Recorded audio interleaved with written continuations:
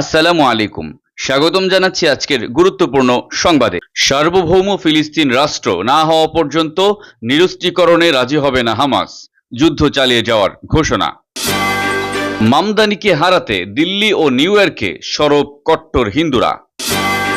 শুনছিলেন সংবাদ শিরোনাম, এবার বিস্তারিত। তার আগে অনুরোধ থাকবে, ফিলিস্তিনের স্বাধীনতা চাইলে অবশ্যই কমেন্টে ইয়েস লিখুন। সার্বভৌম ফিলিস্তিনি রাষ্ট্র না হওয়া পর্যন্ত নিরস্ত্রীকরণে সম্মত হবে না হামাস। গাজায় যুদ্ধবিরতির বিষয়ে ইসরায়েলের অন্যতম প্রধান দাবির জবাবে একথা জানিয়েছে ফিলিস্তিনি সশস্ত্র গোষ্ঠীটি। হামাস বলেছে, যুক্তরাষ্ট্রের প্রেসিডেন্ট ডোনাল্ড ট্রাম্পের মধ্যপ্রাচ্য বিষয়ক দূত স্টিভ উইটকফের একটি মন্তব্যের জবাবে তারা এই প্রতিক্রিয়া জানিয়েছে। উইটকফ বলেছিলেন, হামাস তাদের অস্ত্র সমর্পণে ইচ্ছে প্রকাশ করেছে। বিবিসির প্রতিবেদনে বলা হয়েছে, ইসরায়েল সংঘাত অবসানের জন্য যেসব গুরুত্বপূর্ণ শর্ত দিয়েছে তার মধ্যে অন্যতম হল হামাসের নিরস্ত্রীকরণ।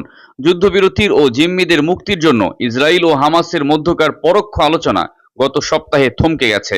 গত কয়েকদিনের আরব সরকারগুলো নিরস্ত্রীকরণ ও গাজার নিয়ন্ত্রণ ছেড়ে দেওয়ার জন্য হামাসের প্রতি আহ্বান জানিয়েছে। এর আগে ফ্রান্স ও কানাডা সহ পশ্চিমা কিছু দেশও ফিলিস্তিন রাষ্ট্রকে স্বীকৃতি দেওয়ার পরিকল্পনার কথা ঘোষণা করেছে। ভারতের রাজধানী দিল্লি থেকে শুরু করে নিউ ইয়র্ক সিটি পর্যন্ত জোহরান মামদানির বিরুদ্ধে আক্রমণ চালাচ্ছে কট্টর হিন্দুরা। প্রধানমন্ত্রী নরেন্দ্র মোদীর নেতৃত্বাধীন বিজেপি ও তাদের সমর্থক গোষ্ঠী মামদানিকে হিন্দু বিদ্বেষী ও মিথ্যাবাদী হিসেবে প্রচার করছে। এর সঙ্গে যুক্ত হয়েছে যুক্তরাষ্ট্রের ভারতীয় আমেরিকান হিন্দু সম্প্রদায়। নিউ ইয়র্ক টাইমসের প্রতিবেদনে এসব তথ্য উঠে এসেছে।